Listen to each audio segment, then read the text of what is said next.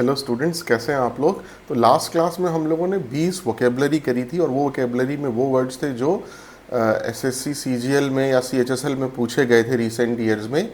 और आज हम करते हैं 20 ईडियम्स एंड फ्रेजेस। ये भी उतने ही इंपॉर्टेंट है जितने वोकेबलरी। देखिए, वोकेबलरी में एंटोनिम्स आता है, सिनोनिम्स आता है। इसी तरीके से ईडियम्स एंड फ्रेजेस मतलब होता है जैसे हम बोलते हैं लोकोक्तियाँ, मुहावरे। और इसके अलावा एक और चीज़ सीजीएल में और सीएचएसएल में पूछते हैं, वो है वन वर्ड सब्स्टिट्यूशन। तो ये भी हम लोग अब करेंगे, ठीक है। वन वर्ड सब्स्टिट्यूशन भी किसी दिन हम लोग करेंगे। तो आइए चलिए हम लोग idioms and important idioms and phrases करते हैं जो अभी रिसेंट ईयर्स में पूछे गए थे। चलिए, तो ये है 20 ईडियम्स एंड फ्रेजेस। शुरुआत हम करते हैं। चलिए, पहला है rank and file. Rank and file जो है वो कहा जाता है किसी ऑर्गेनाइजेशन के ऑर्डिनरी एम्प्लॉयज़ को या किसी संगठन के ऑर्डिनरी सदस्यों को। जैसे कोई कंपनी है, अब उसके अंदर एक सीईओ है, कंपनी का मालिक है या प्रेसिडेंट है।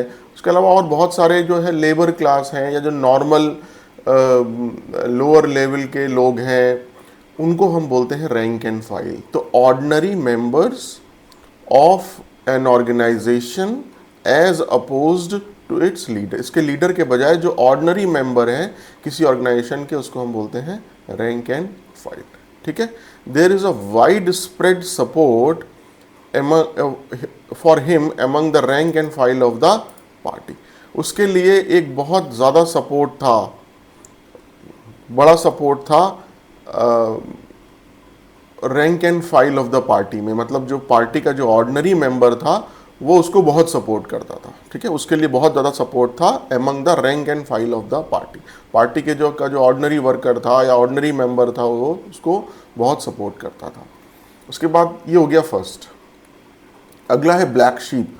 ब्लैक शीप मतलब वो व्यक्ति जिसने कुछ अलग काम किया हो, ऐसा काम जिससे परिवार को या संगठन को शर्मिंदगी उठानी पड़ी हो, या परिवार को ऐसा लगता हो कि हमें शर्मिंदगी उठानी पड़ेगी, तो ब्लैक शीप उसको बोलते हैं, ठीक है। ये वो व्यक्ति जिसने कुछ अलग काम किया हो, कुछ बुरा किया हो जिससे परिवार को शर्मिंदगी उठानी पड़ी हो, ठीक है। A person who has done something bad that brings embarrassment और शेम टू हिज और हर फैमिली, ठीक। जैसे for example MS Dhoni had different interest in his younger days. MS Dhoni का अपने यंगर डेज में कुछ अलग ही उसके इंटरेस्ट्स थे, उसके जो शौक थे क्रिकेट खेलने का, जैसे उसको बहुत शौक था। And his family stupidly thought of him as a black sheep when he quit his railway job. जब उसकी रेलवे जॉब लग गई MS धोनी की, और रेलवे जॉब लगने के बाद जब उसने अपनी रेलवे जॉब, सरकारी जॉब छोड़नी चाहिए और कहा कि अब मैं पूरा ध्यान क्रिकेट पे देना चाहता हूँ, तो उसकी फैमिली ने मूर्खतापूर्ण तरीके से ये सोचा कि वो एक ब्लैक शीप है, यानी ऐसा व्यक्ति है जो हमारा नाम डुबा रहा है, और अच्छी खासी इसकी जॉब लगी थी। तो ऐसा व्यक्ति जिसने कुछ बुरा अलग किया हो जिसके कारण परिवार को शर्मिंदगी उठानी पड़े, उसको बोलते हैं ब्लैक शीप, ठीक है। थर्ड है बियर अप। बियर अप का मतलब है कि किसी चीज़ का सटीक साबित होना, स्क्रूटनी में या जांच में किसी चीज़ का सही साबित होना या सत्य साबित होना, उसको बोलते हैं bear up. To prove to be true, accurate और वैलिड। तो इसका एग्जाम्पल कैसे बनेगा, जैसे the bank loan was denied. उसको जो बैंक का ऋण था, लोन था, वो मना कर दिया गया कि इसको नहीं मिलेगा। When it became apparent, जब ये लगने लगा that it would not be bear up to scrutiny from the head office, कि जो बैंक का हेड ऑफ, अगर हमने लोन दे भी दिया, लेकिन जब बैंक का हेड ऑफिस आएगा कि स्क्रूटनी होगी, स्क्रूटनी मतलब जांच होगी, तो उसमें ये वैध साबित नहीं होगा, सटीक साबित नहीं होगा। मतलब ये जांच में ये साबित नहीं होगा कि इसको एक्चुअली लोन की ज़रूरत थी भी कि नहीं, इसको ये क्यों दिया गया। तो बियर अप मतलब to prove to be true, accurate और वैलिड। उसके बाद फोर्थ है हमारा hearts go out. Hearts go out का मतलब किसी के प्रति सहानुभूति महसूस करना। जैसे my heart goes out to her, कि मुझे उसके प्रति सहानुभूति है। विद अ सिक हस्बैंड, कि वो एक बीमार पति और 3 बच्चों की देखभाल कर रही है या उसको करनी पड़ रही है। My heart goes out to her, मुझे उससे सहानुभूति है क्योंकि उसको एक सिक हस्बैंड, एक बीमार पति और 3 बच्चों की देखभाल करनी पड़ रही है। तो heart goes out, my heart goes out for someone, मतलब कि मुझे किसी के प्रति सहानुभूति महसूस हो रही है। ठीक है, चलिए आइए अगला है पांचवा क्या है, to be on thin ice, मतलब कोई चीज़ जब इनस्टेबल हो, मतलब या तो वो इधर इधर भी जा सकती है या इधर भी जा सकती है, मतलब ये भी हो सकता है या ये भी हो सकता है, उसको हम बोलते हैं to be on the thin ice. अस्थिर या नाजुक स्थिति में किसी चीज़ को होना, इन इनस्टेबल और डेलिकेट सिचुएशन मतलब नाजुक स्थिति में होना। जैसे अगर suppose last year SSC CGL का टीयर 1 का सपोज जो कट ऑफ था वो 160 था, और इस बार किसी ने एग्ज़ाम दिया और उसका 160 ही उसको मार्क्स आने की लग रही है उम्मीद, तो हम क्या बोलेंगे उससे कि you may qualify for tier 2, तुम टीयर 2 के लिए क्वालिफाई तो कर सकते हो, but you are on a thin ice now, मतलब तुम बहुत ही नाजुक स्थिति में तुम्हारा टीयर 2 का सिलेक्शन है, तुम्हारा हो भी सकता है या नहीं भी हो सकता, तो मतलब एक डेलिकेट सिचुएशन है। तो to be on thin ice का मतलब कोई अस्थिर या नाजुक स्थिति होना। ठीक है, चलिए आइए हम अपना नेक्स्ट करते हैं। तो ये है इडियम नंबर 6,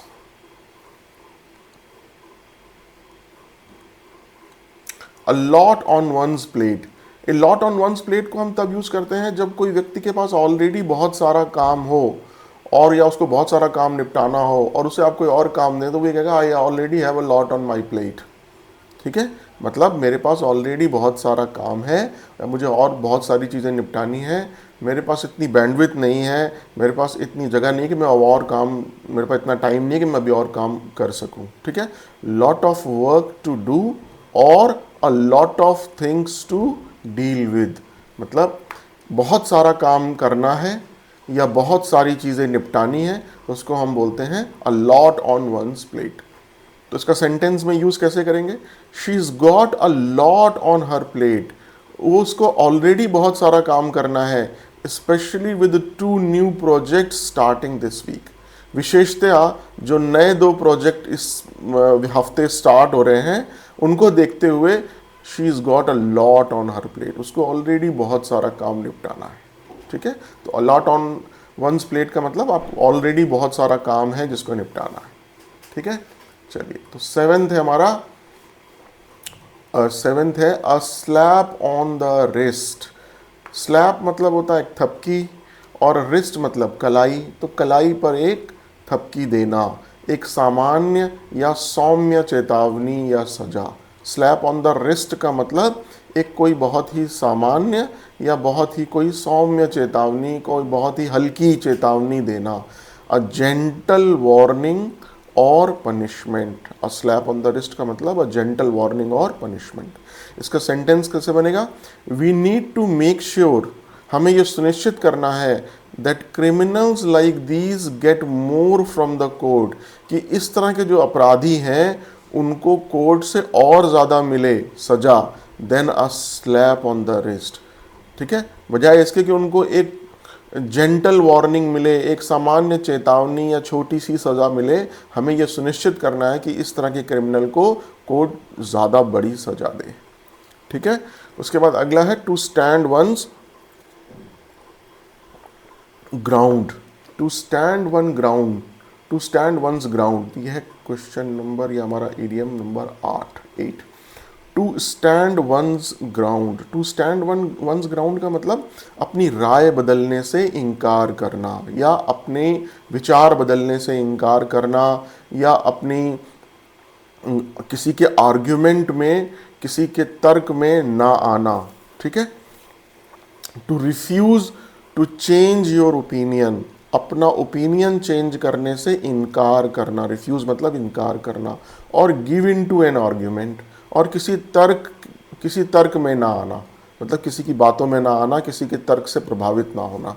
ठीक है, इसका सेंटेंस क्या आएगा, क्या होगा, आफ्टर ही स्टार्टेड अर्निंग, जब वो पैसा कमाने लगा, he tried his level best to convince his father, उसने हर संभव प्रयास किया अपने पिताजी को कन्विंस करने का, मनाने का, to leave the private job, कि वो अपनी जो प्राइवेट जॉब है उसको छोड़ दें, but his father kept his ground, परंतु उसके पिताजी ने अपनी राय बदलने से इनकार किया। या अगले शब्दों में क्या कह सकते हैं, और शब्दों में, कि उसके पिताजी ने अपनी जो प्राइवेट जॉब है उसको छोड़ने से इनकार किया। तो उसकी जब जॉब लग गई या जब वो कमाने लगा तो उसने हर संभव प्रयास किया कि उसके पिताजी अब अपनी जॉब छोड़ दें क्योंकि वो इतने टाइम से काम कर रहे हैं, परंतु उसके पिताजी ने केप्ट हिज ग्राउंड, उसके पिताजी ने अपनी राय बदलने से इनकार किया। ठीक है, चलिए अगला है नाइन्थ। नाइन्थ क्या है, body and soul. Body and soul का मतलब, बॉडी एंड सोल इडियम का मतलब होता है अपनी पूरी ताकत लगा देना। मतलब बॉडी मतलब शरीर, सोल मतलब आत्मा, अपनी पूरी शरीर आत्मा लगा के कोई काम करना, या अपनी पूरी ऊर्जा और उत्साह के साथ कोई काम करना, उसे हम बोलते हैं work with body and soul, with all of energy and enthusiasm. Enthusiasm मतलब उत्साह और एनर्जी मतलब ऊर्जा।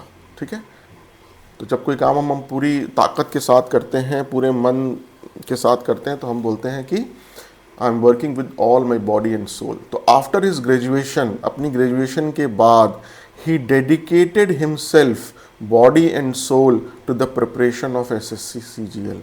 अपनी ग्रेजुएशन करने के बाद उसने अपने डेडिकेट कर दिया अपने आप को पूरी ऊर्जा और उत्साह के साथ SSC CGL की प्रिपरेशन करने के लिए। Dedicated himself body and soul के साथ मतलब उसने अपनी पूरी ऊर्जा और उत्साह के साथ अपने आप को डेडिकेट कर दिया SSC CGL की प्रिपरेशन के लिए। ठीक है, चलिए नेक्स्ट है 10th। जैसा कि मैंने आपको पहले भी बताया कि ये सारे के सारे वही इडियम्स एंड फ्रेजेस कर रहे हैं जो अभी 2022 या 2023 में रिसेंटली पूछे गए हैं। ठीक है, अगला है under the weather. Under the weather एक बहुत कॉमन इडियम है। इसका मतलब होता है बीमार महसूस करना। I am under the weather का मतलब आई एम इल। ठीक है, अंडर द वेदर का मतलब बीमार महसूस करना, फील इल, बीमार महसूस करना। सेंटेंस में कैसे यूज़ करेंगे, अगर आप आज आप क्लास में नहीं आ पाए हैं किसी वजह से का मतलब आप बीमार हैं, तो आप क्या बोलेंगे, sorry I can not come to the class, मुझे क्षमा करिए मैं आज क्लास नहीं आ पाया, as I am under the weather, because मैं इल हूँ, मैं बीमार हूँ। ठीक है, या मैं बीमार महसूस कर रहा हूँ। ठीक है, चलिए तो ये हमारे 10 वर्ड हो गए। आइए हम अपना अगला वर्ड करते हैं 11वां। At the drop of a dime. At the drop of a dime का मतलब, ड्रॉप मतलब होता है गिरना, और डाइम क्या होता है, डाइम मतलब होता है जैसे हमारे होता है ना, एक रुपए के अंदर कितने पैसे होते हैं, 100। तो इसी तरीके से एक जो डॉलर होता है उसके अंदर कितने सेंट्स होते हैं, 100। ठीक है, लेकिन जो एक डाइम होता है वो एक डॉलर का 10वां भाग होता है। तो एक डॉलर के अंदर 10 डाइम्स होते हैं। ठीक है, तो at the drop of a dime मतलब एक डाइम के गिरने तक या गिरने के टाइम में। तो एक डाइम को गिरने में कुछ समय नहीं लगता, तो वही मतलब इसका, बिना ज़्यादा सोचे समझे या बिना ज़्यादा योजना बनाए अगर कोई काम बहुत तेज़ी से किया जाता है तो उसको बोलते हैं at the drop of a dime. ठीक है, to do something very fast without much thought और प्लानिंग। कोई काम बिना सोचे समझे, बिना कोई ज़्यादा योजना बनाए जब हम तेज़ी से करते हैं तो हम कहते हैं आई डिड दिस जॉब और I completed this at the drop of a dime. इसका सेंटेंस में कैसे यूज होगा, during the police interrogation, police की पूछताछ के दौरान, the criminal started telling about his plans at the drop of a dime. कि मतलब उसने बिना सोचे समझे लगातार अपने प्लानिंग के बारे में बताना शुरू कर दिया। किस टाइम, जब पुलिस इंटरोगेट करती है तो आपको मालूम है कैसे करती है। तो पुलिस ने जब इंटरोगेट करना शुरू किया, पूछताछ करनी शुरू करी, तो क्रिमिनल ने अपने प्लान के बारे में बिना कुछ सोचे समझे बताना शुरू कर दिया। Criminal started telling about his plans at the drop of a dime. ठीक है, चलिए उसके बाद क्या है, rained on the new bride's parade. तो rained on the new bride's parade मतलब, देखिए ये सब ना, जैसे डाइम है या ये न्यू ब्राइड्स परेड है, ये सब देखिए इंग्लिश जो लैंग्वेज है, चलिए मैं आपको ऐसे समझाता हूँ। ये जो इंग्लिश लैंग्वेज है ना, देखिए ये हमारी लैंग्वेज तो है नहीं, ये लैंग्वेज है विदेशियों की। अब वो तो चले गए और हमें भुगतने के लिए छोड़ गए ये ईडियम्स एंड फ्रेजेस और वोकेबलरी और वर्ड्स।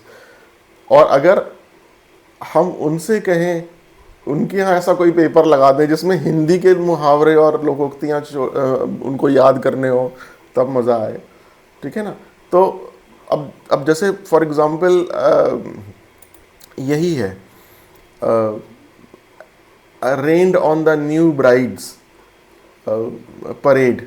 तो न्यू ब्राइड्स परेड क्या होती है? न्यू ब्राइड्स परेड का मतलब होता है कि जब यूरोप में स्पेशली जब कोई मैरिज होती है, तो उसके बाद मैरिज होने के बाद एक जो ब्राइड एंड ग्रूम होते हैं, यानी जिसको हम दूल्हा एंड दुल्हन बोलते हैं, वो लोग एक मिलने जाते हैं जो बाकी लोग इकट्ठे हैं उनसे रिसेप्शन में, और उसके पीछे एक बैंड भी चलता है, ठीक है। दूल्हा दुल्हन के पीछे एक बैंड भी चलता है, तो हम बोलते हैं न्यू ब्राइड्स परेड हो रही है ये, ठीक है।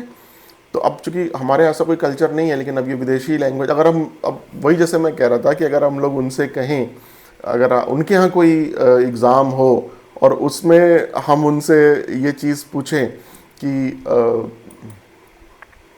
चलिए आप बताइए, धोबी का कुत्ता ना घर का ना घाट का, ठीक है, नाच ना आए आंगन टेढ़ा, या इसी तरीके का कोई और अगर हम मीडियम लें, तो फिर उनको दिक्कत होगी। तो इसीलिए मुझे कभी कभी ये चीज़ थोड़ा सा ऑड लगती है कि वो चले गए और हमारे लिए ये छोड़ गए इडियम्स एंड फ्रेजेस और वोकेबलरी। हमारी इतनी अच्छी लैंग्वेज है हिंदी, ठीक है ना, उसमें से कुछ पूछ लेते हैं। चलिए कोई बात नहीं, एग्ज़ाम में आता है तो हमें पढ़ना है।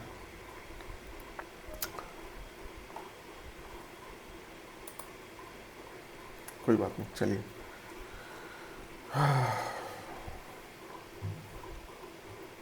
तो हम कहाँ पे थे? न्यू ब्राइड्स परेड, ऐसा कुछ करना। अब ये न्यू ब्राइड्स परेड है, कोई ठीक है, शादी में एक कोई न्यू ब्राइड की परेड हो रही है, मतलब बैंड बाजे के साथ ब्राइड एंड ग्रूम जा रहे हैं और उसमें रेन होने लगे, यानी बरसात होने लगे। तो उसका मतलब क्या है? ऐसा कुछ करना जिससे किसी की योजनाएं खराब हो जाए।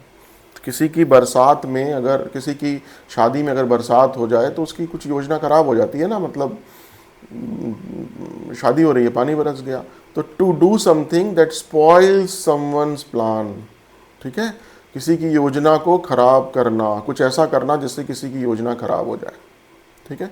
चलिए, I am sorry to rain on your parade, मुझे दुख है कि मैं आपकी, I am rain on your parade, I am sorry to rain on your parade का मतलब मुझे दुख है कि मैं आपकी योजना खराब कर रहा हूँ।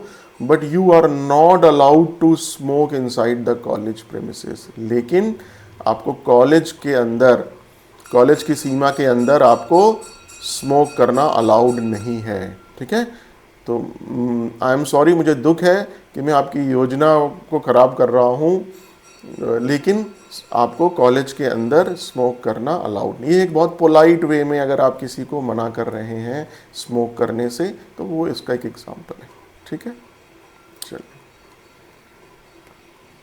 हमसे कहें हम कि चलो तुम बताओ, रस्सी जल गई बल नहीं गए, ठीक है, ज़िंदगी भर याद करते रहेंगे लेकिन आंसर नहीं दे पाएंगे। चलिए कोई बात नहीं।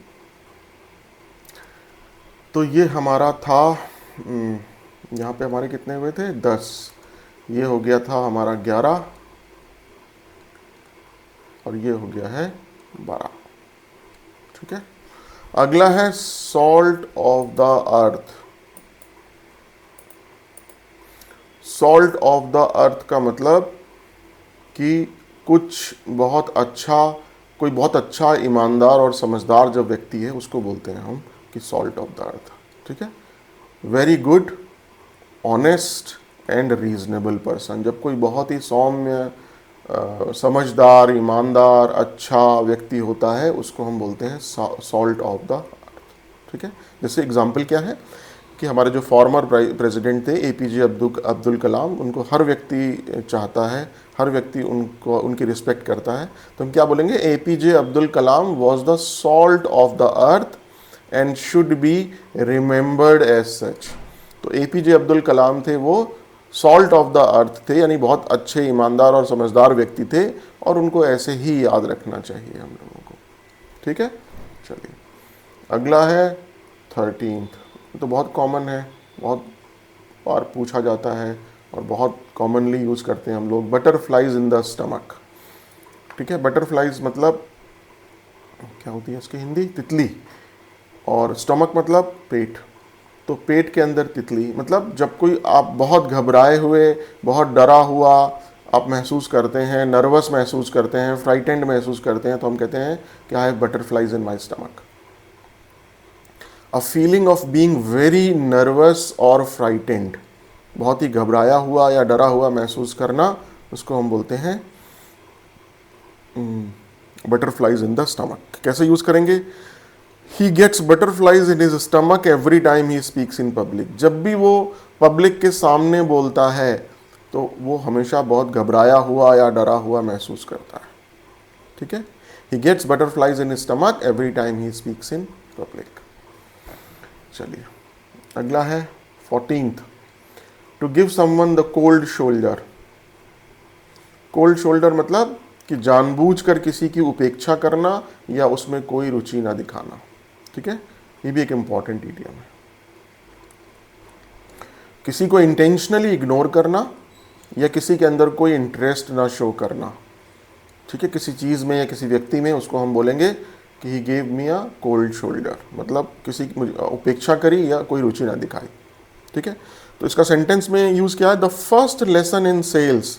जो लोग सेल्स में जाते हैं, सेल्समैन बनना चाहते हैं या सेल्स के प्रोफेशन में जाना चाहते हैं, उनको सबसे पहले क्या लेसन बताया जाता है कि is to ignore if someone gives you cold shoulder.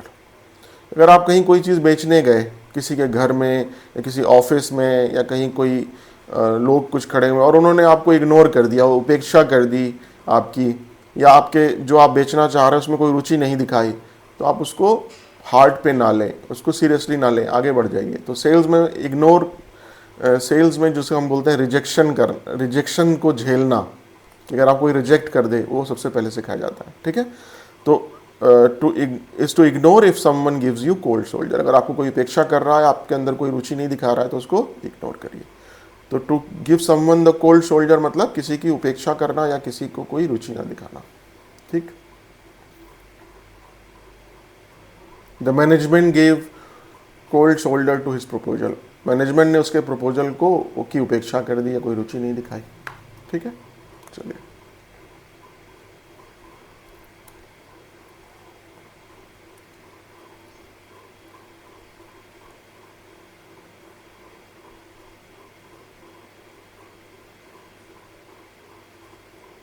तो ये 11 है, ये 12 है, ये 13 है, ये 14 है और ये है 15। ठीक, 11th, 12th, 13th, 14th, 15th। चलिए ये है हमारा अगला 16th। ये भी काफ़ी इंपॉर्टेंट है, 2-3 बार तो मैंने ही देखा, ये पूछा गया है। Beside one self. Beside one self का मतलब इतना ज़्यादा क्रोधित, इतना ज़्यादा एक्साइटेड हो जाना कि खुद को नियंत्रण करना मुश्किल हो जाए, खुद को कंट्रोल करना मुश्किल हो जाए, इतना ज़्यादा गुस्से में आ जाना, इतना ज़्यादा क्रोधित हो जाना। To be feeling so angry, excited that one find it difficult to control one self. इतना ज़्यादा क्रोधित हो जाना कि अपने आप पर नियंत्रण रखना मुश्किल हो जाए। मॉम एंड डैड, माता जी और पिताजी, will be beside themselves with worry if I reach late. यदि मैं देर से पहुंचा तो मेरे मॉम एंड डैड जो हैं वो गुस्से से इतना ज़्यादा क्रोधित हो जाएंगे, इतना ज़्यादा उत्तेजित हो जाएंगे कि उनको अपने ऊपर कंट्रोल रखना मुश्किल हो जाएगा। ठीक है, mom and dad will be beside themselves. ठीक है, तो बिसाइड देमसेल्फ का मतलब इतना ज़्यादा गुस्सा हो जाना, इतना ज़्यादा क्रोधित हो जाना कि अपने आप पर नियंत्रण रखना मुश्किल हो जाए। चलिए अगला है 7th, अ मेयर्स नेस्ट। अ मेयर्स नेस्ट का मतलब कोई ऐसा जटिल या कोई ऐसा अव्यवस्थित स्थान या कोई ऐसी जटिल सिचुएशन, ठीक है, ऐसी कॉम्प्लिकेटेड या कोई ऐसी कंफ्यूज्ड या ऐसी कॉम्प्लिकेटेड सिचुएशन और a very untidy place. Untidy मतलब अव्यवस्थित, जब जहाँ खूब सारा सामान वगैरह फैला हो, व्यवस्थित तरीके से ना रखा हो, उसको बोलते हैं अनटाइडी प्लेस। ठीक है, ए मेयर्स नेस्ट का मतलब कोई जटिल स्थिति या कोई अव्यवस्थित स्थान। इसका सेंटेंस में कैसे यूज करेंगे? The lack of planning had resulted in the city's traffic situation being a mare's nest. जो प्लानिंग थी, योजना का जो अभाव था, लैक ऑफ प्लानिंग मतलब योजना का अभाव, उससे क्या हुआ? उससे सिटी की जो ट्रैफिक सिचुएशन थी, जो ट्रैफिक की स्थिति थी, वो एक मेयर्स नेस्ट हो गई। ठीक है, मेयर्स नेस्ट मतलब अव्यवस्थित हो गई, और मतलब प्लानिंग नहीं थी कोई, इसकी वजह से जो ट्रैफिक की सिचुएशन थी वो एक मेयर्स नेस्ट हो गई, मतलब बहुत ही अव्यवस्थित हो गई, ट्रैफिक पे कंट्रोल नहीं रहा। ठीक है, चलिए नेक्स्ट है 18th, बेली लाफ। बेली लाफ मतलब होता है अनकंट्रोलेबल लाफ, एक तेज और अनियंत्रित हंसी। एक लाउड और अनकंट्रोलेबल लाफ को बोलते हैं बेली लाफ। ठीक है, इसका सेंटेंस में कैसे यूज करते हैं? He always have a belly laugh while watching Kapil Sharma show. जब भी वो कपिल शर्मा शो देखता है, वो हमेशा एक तेज और अनियंत्रित हंसता है, मतलब अनकंट्रोलेबल हंसी हंसता है जब वो कपिल शर्मा का शो देखता है। तो बेली लाफ मीन्स एक तेज और अनियंत्रित हंसी। ठीक है, चलिए अगला है 19th, crying Wolff. Crying wolf का मतलब होता है कि जब आप कोई फॉल्स अलार्म देना, या जब आपको ज़रूरत ना हो तो मदद मांगते रहना। एक आपने हिंदी में, हम लोग जब छोटे थे तो एक हमने कहानी पढ़ी थी ना, कि शेर आया शेर आया शेर आया। एक बच्चा होता है जो पेड़ पे चढ़ जाता है और वो चिल्लाता है कि शेर आया शेर आया शेर आया। फिर लोग आते हैं, हाँ कहाँ है शेर? तो कहता है, हंसने लगता है, नहीं नहीं कोई शेर नहीं है। तो ऐसे 2-4 बार वो करता है, और अल्टीमेटली जब एक बार वाकई में शेर आ जाता है तो लोग इग्नोर कर देते हैं कि अरे वो झूठ बोल रहा होगा। ठीक है ना, एक कहानी सुनी थी ना, वही होती मतलब है क्राइंग वोल्फ। क्राइंग वोल्फ का मतलब to give a false alarm. False alarm मतलब एक झूठी चीज़, एक झूठा कोई अलार्म या झूठा कोई मांगना जब ज़रूरत ना हो तो, या झूठ में चिल्लाना। ठीक है, if you cry wolf too often, यदि तुम जब ज़रूरत नहीं होगी तब भी चिल्लाते रहोगे या कुछ ना कुछ मांगते रहोगे या लोगों को पुकारते रहोगे, people will stop believing you. लोग तुम्हारे ऊपर विश्वास करना छोड़ देंगे। ठीक है,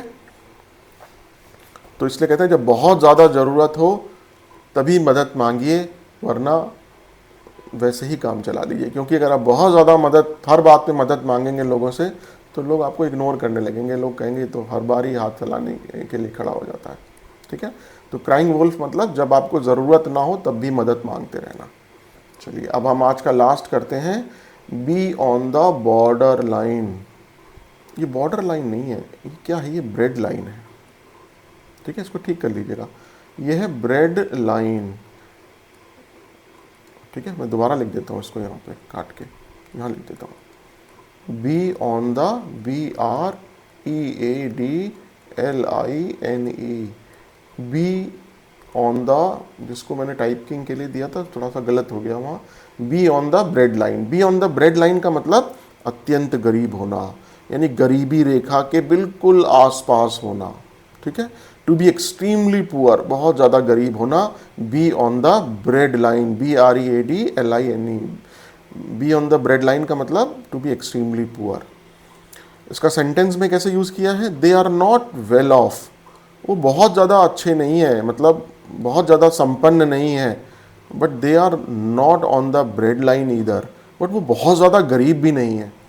तो अगर हमें किसी के बारे में बताना है कि वो मध्यम वर्गीय है, तो ये बताना है कि वो बहुत वेल ऑफ नहीं है, बहुत ज़्यादा उसके पास संपत्ति नहीं है, बहुत ज़्यादा अमीर नहीं है, लेकिन वो बहुत ज़्यादा गरीब भी नहीं है, but they are not on the border bread line either.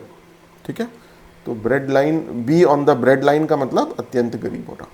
ठीक है, तो चलिए ये आज हम लोगों ने 20 इंपॉर्टेंट इडियम्स एंड फ्रेजेस करे, उसका मीनिंग समझा और उसका हमने सेंटेंस में यूज़ किया। तो एक बार जल्दी से हम उसको दोबारा देख लेते हैं कौन कौन से हमने किए। Rank and file, black sheep, bear up, hearts go out, to be on thin ice, a lot on one's plate, a slap on the wrist, to stand one's ground, body and soul, under the weather, at the drop of a dime, rained on the new bride's parade, salt of the earth, butterflies in the stomach, to give someone the cold shoulder, beside oneself, a mare's nest, belly laugh, crying wolf, और be on the breadline. ठीक है, चलिए, तो ये आज हमने total 20 idioms and phrases कर लिए, और आशा है आपने एंजॉय किया होगा, आशा है आपने इनको अच्छी तरह से समझा होगा।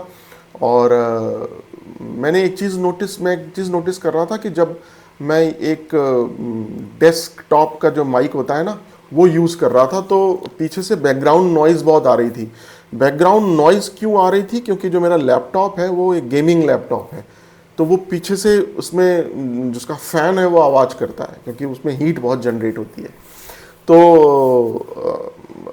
अब मैंने ये कॉलर माइक लिया, अगर आप देख सकते हो तो आशा है कि आपको जो क्लैरिटी है इसकी ज़्यादा अच्छी होगी, और अब मैं इसी का ही यूज़ करूँगा। आज सुबह भी जो मैंने 1 मिनट 1 वीडियो बनाया था, वो भी इसी को ही यूज़ किया था। अगर आप पुराने जो मेरा वॉइस देखें और इस वॉइस से कंपैरिजन करें तो आपको अंतर महसूस होगा।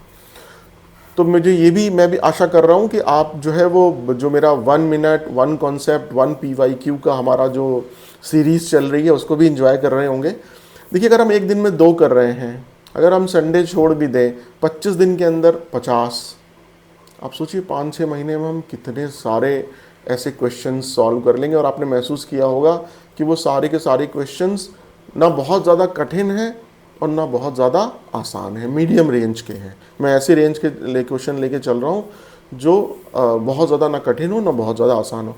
तो आशा है आप उनसे रोज़ कुछ ना कुछ सीख रहे होंगे, और 1 मिनट लगता है उसको सीखने में, ठीक है। यानी 1 मिनट में आपने एक क्वेश्चन कर लिया, और ना कि सिर्फ क्वेश्चन सॉल्व किया, उसका कॉन्सेप्ट भी सीख लिया, ताकि अगर वैसा ही क्वेश्चन दोबारा पूछा जाता है तो आप उसको इमीडिएटली सॉल्व कर लें, ठीक है। तो हम लोगों ने PQRS, कॉम्प्रिहेंशन, वोकेबलरी, और आज हमने इडियम्स एंड फ्रेजेस किया। तो ये हम लोग कर रहे हैं। अब जैसे कल या परसों, क्योंकि मुझे बाकी भी क्लासेस लेने होते हैं, तो अब हम लोग एक नया कोई चीज़ करेंगे, और इन सब, जैसे मैं लास्ट टाइम बताया था, इनकी हम एक प्लेलिस्ट बना देंगे, और फिर हम इन सब से एक सीरीज़ बना के इनको पढ़ेंगे, ठीक है।